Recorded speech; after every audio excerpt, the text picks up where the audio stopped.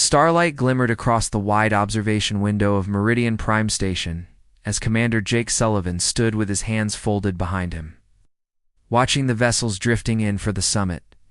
The neutral station hovered in open space between human and alien realms and acted as the meeting site for the Galactic Council. Jake had taken this trip 3 times before, yet something felt unusual this time. Lieutenant Amy Pierce remained beside him, scanning information on her tablet, while Dr. Helen Grant inspected the final details of their presentation for the Council. The 3 of them spoke for humanity at this assembly, and the burden of 14 billion people pressed on their minds. The Vaxxer Coalition had served as humanity's strongest partner for 3 years now. Together, they had protected the Outer Rim sectors from marauders and smugglers. They had exchanged tools and supplies. They had forged confidence through blood shed together in a dozen minor skirmishes. Ambassador Thelnox of the Vaxxer had once saved Jake's life during the Battle of Sigma Station, when a reactor failure threatened to consume the command level. Jake recalled the ambassador's 3-fingered grasp, pulling him to safety through heat and smoke.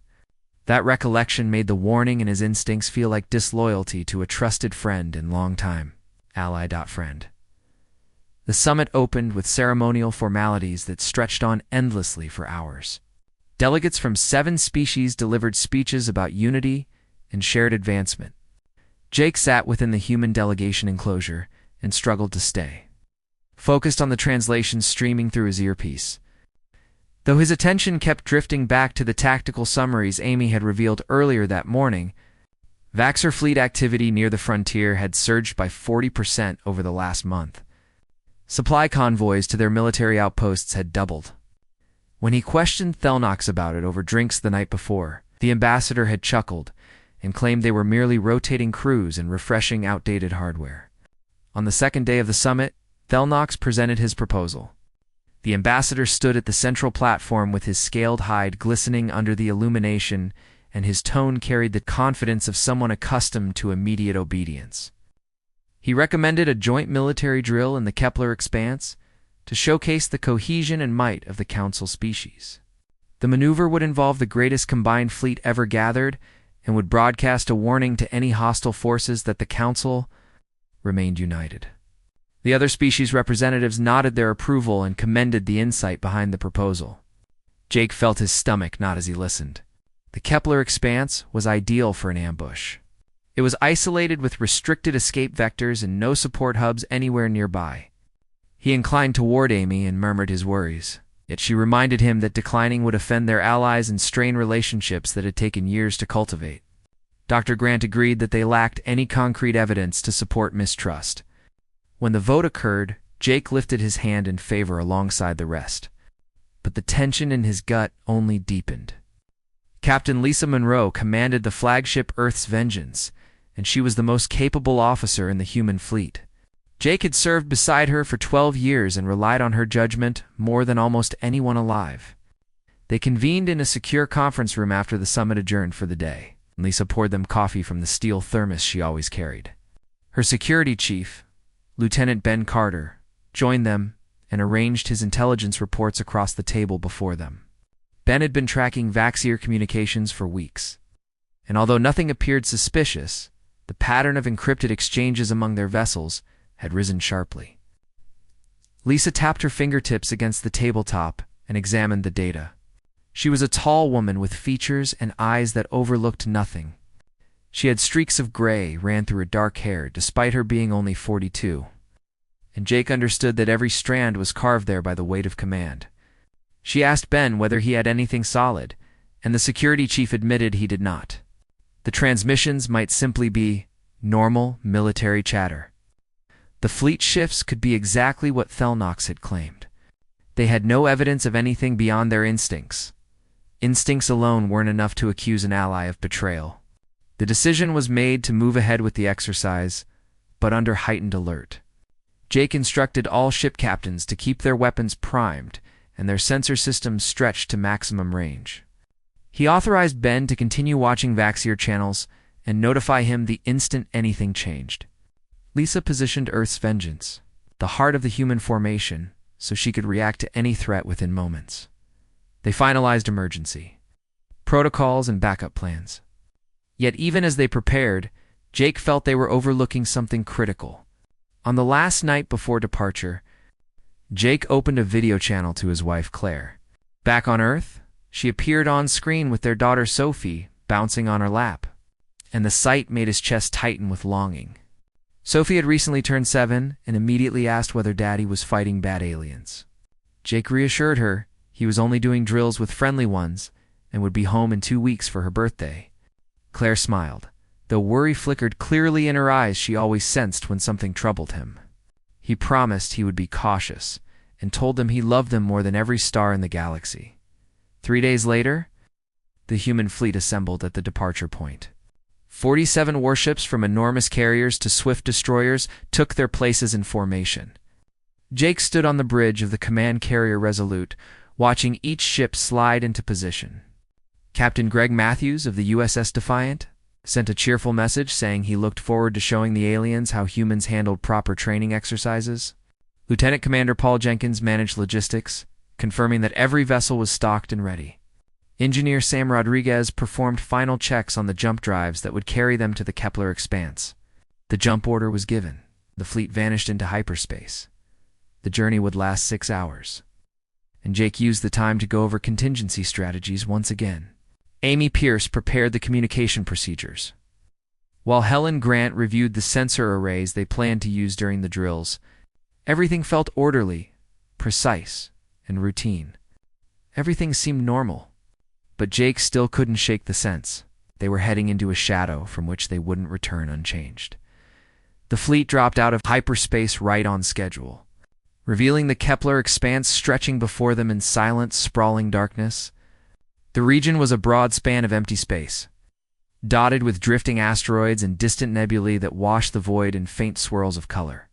The Vaxier Armada was already waiting in an organized spread, and Jake counted their ships across the main viewport. They had brought more vessels than the exercise required. Bethelnox explained over the comm channel that several ships had been diverted from nearby patrols. The explanation sounded reasonable enough, and Jake instructed his fleet to assume their assigned positions for Phase 1 of the drill captain. Greg Matthews guided the Defiant to the left flank and sent Jake a relaxed message asking if he wanted to bet on which fleet would perform better in the simulations. Greg's upbeat nature usually lifted Jake's mood, but today he could manage only a curt reply. He watched the tactical display as both fleets arranged themselves in their starting formations, everything proceeding exactly as planned. Amy monitored communications, while Helen adjusted the sensors to record data. The first drill was scheduled to begin in 10 minutes. It happened without the slightest hint of warning. Vaxier ships abruptly channeled power into their weapons, and their energy signatures lit up every sensor aboard the Resolute. Jake had a single heartbeat to grasp what he was seeing before the first salvo erupted.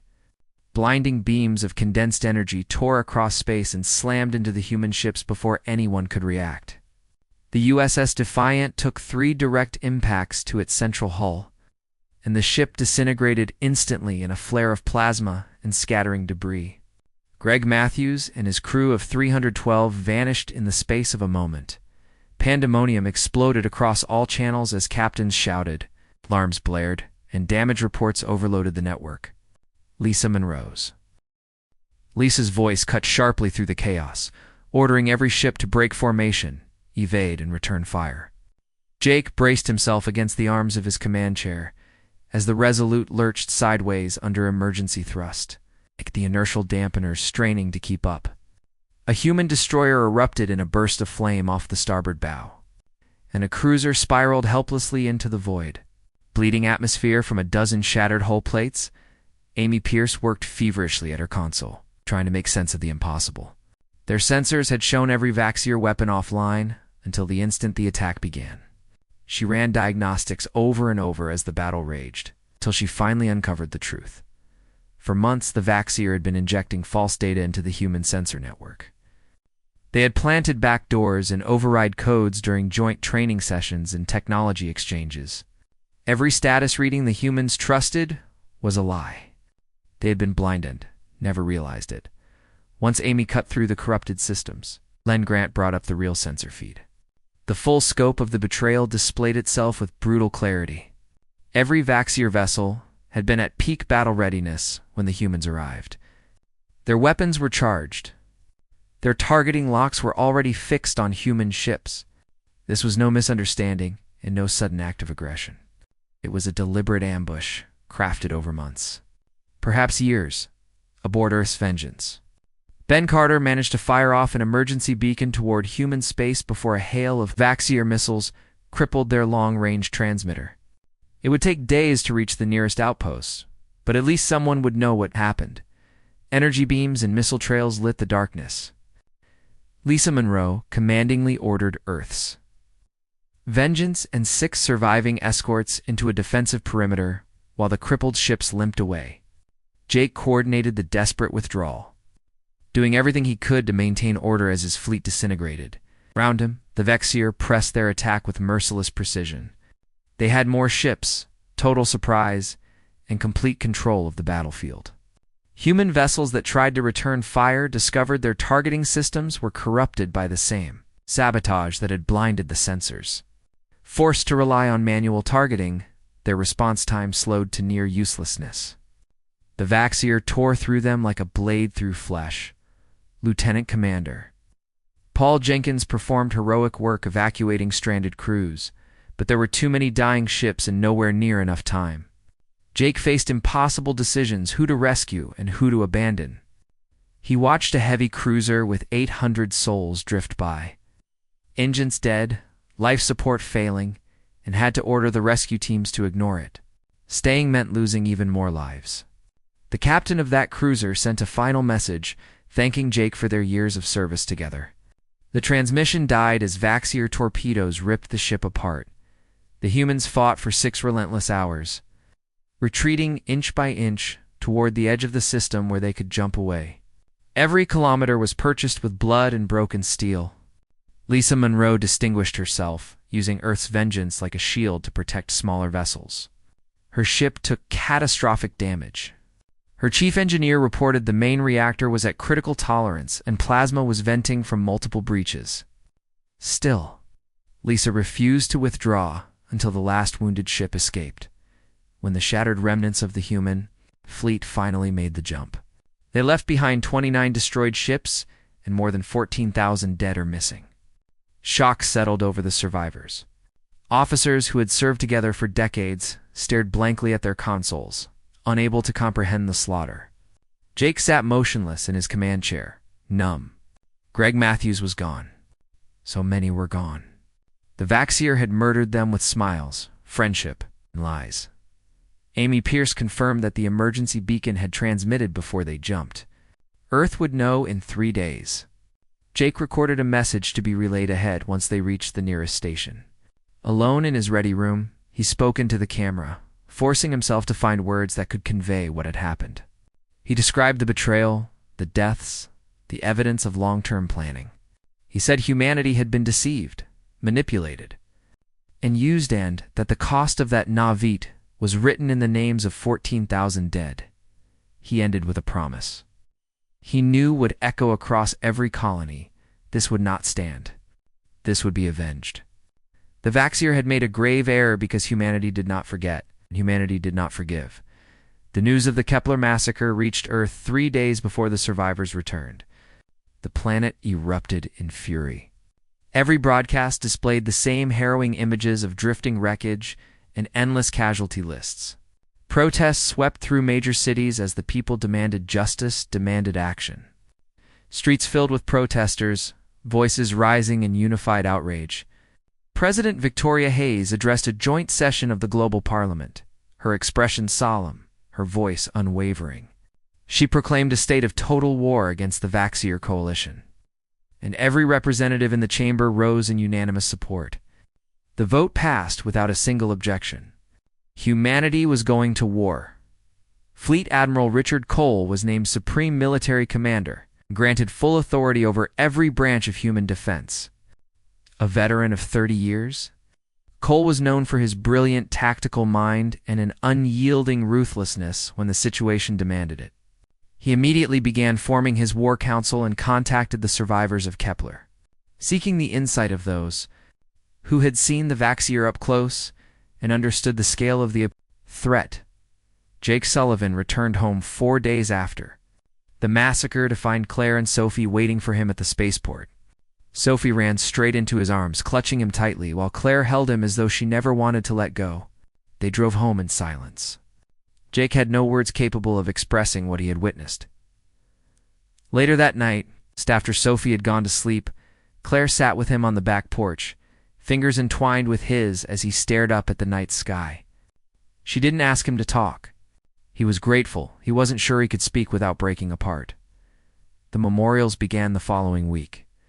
Jake attended countless services, standing in his dress uniform as he saluted, coffins holding whatever fragments could be recovered from the wreckage. He visited the families of his fallen crew and delivered the final messages their loved ones had recorded. The most difficult visit was to the home of Greg Matthews' wife and 2 young sons. Jake sat in their living room and played Greg's last message, where he spoke of how proud he was of his boys and how deeply he loved them. When the younger son asked whether his father had been afraid, Jake lied and told him no, even though he knew Greg must have been terrified in those final moments. Admiral Cole's War Council met in a fortified facility deep beneath Geneva. Jake found himself at a long table beside Lisa Monroe, newly promoted to admiral for her heroism during the retreat. General Nathan Cross of the Marines joined them, along with Dr. Helen Grant, now appointed Chief of Weapons Development. Engineer Sam Rodriguez presented upgraded defensive protocols designed to ensure the Vaxier could never compromise human systems again. Ben Carter attended as the new head of fleet security, offering a detailed report on everything they had discovered regarding Vaxier weaponry and strategy. Then Helen Grant revealed her secret. For 5 years, she and her team had been quietly developing new weapons technology, convinced that humanity needed to maintain an edge despite political resistance. Now those weapons were ready. She showed the council footage of antimatter torpedoes capable of wiping out a Vaxier cruiser in one strike. She demonstrated advanced energy cannons with triple the power and range of existing human armaments. And finally, she unveiled the Phoenix Protocol, an automated combat system able to coordinate fleet maneuvers faster than any living. Commander.Crew. The Council spent 6 months preparing for war. Every shipyard in human space labored non-stop constructing new vessels. Civilian transports and passenger liners were converted with weapons and armor. Military academies graduated classes ahead of schedule to meet the urgent need for officers. Recruitment centers overflowed with volunteers seeking to avenge Kepler. The entire human economy shifted into wartime production, and no one objected because everyone had lost someone in the massacre. Jake Sullivan was elevated to fleet commander and assigned leadership of the new Second Fleet. Lisa Monroe assumed control of First Fleet. They spent weeks shaping plans and strategies with Admiral Cole. The objective was direct and merciless. They would strike the core of Vaxer's strength and erase their capacity to wage war. There would be no negotiation and no mercy until the Vaxers submitted fully or vanished entirely. Ben Carter took command of the new flagship Freedom's Fury, the most powerful warship humanity had ever produced.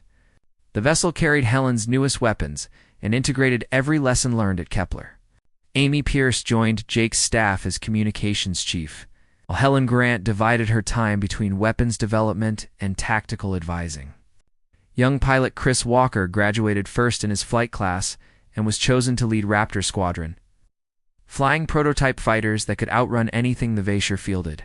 Final preparations occurred at the main fleet staging area beyond Mars orbit. 230 warships assembled in the largest military formation in human history.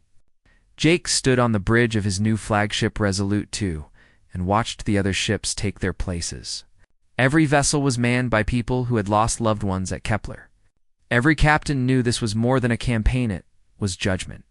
President Hayes delivered a speech broadcast across human territories and beamed toward every alien civilization in range. She spoke of the cost of betrayal and the danger of underestimating humanity. She vowed the Vaxer would learn what it meant to rouse a sleeping giant. Her words were blunt and absolute. Humanity would never again be caught unready. Humanity would never again trust without proof. And humanity would show the galaxy that treachery carried consequences. The fleet launched in 3 groups, each aimed at a distinct Vaxier stronghold. Jake led Second Fleet toward Vaxier Prime, the heart of their shipbuilding. Lisa Monroe took First Fleet to the Fortress World Bastion. 7. General Nathan Cross commanded Third Fleet toward the colony at New Korath. The plan was simultaneous strikes to stop the Vaishur from pooling their forces. Each battle group was strong enough to overwhelm local defenses, and Cole insisted that speed and ferocity would be their greatest strengths. Jake gathered his senior staff the night before entering Vaxier territory. Amy Pierce, Helen Grant, Sam Rodriguez, and a dozen ship captains filled the briefing room. Jake looked into each face and saw the same iron resolve burning in his chest. He told them their actions would be remembered for generations. They were not only fighting for revenge, though that mattered. They were fighting to ensure no species would ever again view humanity as easy prey. They were proving humanity could be cooperative, but when provoked, it would strike with overwhelming force. The Vaxier had wanted to test human resolve. They were about to receive their answer. Jake Sullivan's Second Fleet exited hyperspace at the outskirts of the Vaishur Prime system and immediately shifted to full combat alert. The industrial world hovered ahead, encircled by vast orbital yards and fabrication platforms. This was where the Vaishur forged their warships, and without it, their long-term war capability would collapse. Intelligence predicted moderate defenses because Vaishur leaders believed their core systems beyond human reach. They were about to learn the scale of their error. Ben Carter's Freedom's Fury led the assault formation with Chris Walker's Raptor Squadron flying escort. The fighters were swift and compact, carrying Helen Grant's new torpedoes, despite their size. Behind them advanced the main battle line of 73 warships, ready to deliver devastation to those who had betrayed humanity. Jake watched the tactical display and felt a cold satisfaction as the ships maneuvered into place. He opened a fleet-wide channel and gave the order everyone had awaited. Weapons free. Show them what humanity does to traitors. The Vaishur defenses detected the human arrival and scrambled to react, but their response was slow and disorganized. Amy Pierce's cyber division launched its strike first, and the engineered viruses shredded Vaishur systems like wildfire. Communications collapsed. Sensors produced false readings. Targeting networks froze or delivered faulty solutions. Months of preparation and the skill of Earth's finest programmers paid off as the Vaishur were left blind and unable to coordinate. Chris Walker punched his fighter through defensive fire and released his torpedoes at point-blank range into an orbital station. The antimatter charges erupted, and the platform disintegrated in a burst bright enough to leave after images on every display. His squadron followed his example, and within minutes, 3 more platforms became expanding clouds of wreckage. The Vaishur fighters launched to intercept found themselves hopelessly outmatched by human pilots flying with skills sharpened by fury and conviction. The main fleet opened fire, and Helen's directed energy cannons proved their might. Shafts of focused energy spanned thousands of kilometers and tore through Vaishur's shields and hulls like paper. One Vishar cruiser, attempting to block the human advance, took 7 hits in 3 seconds and split apart along its keel. Another tried to flee, and antimatter torpedoes caught it from behind, erasing its engines.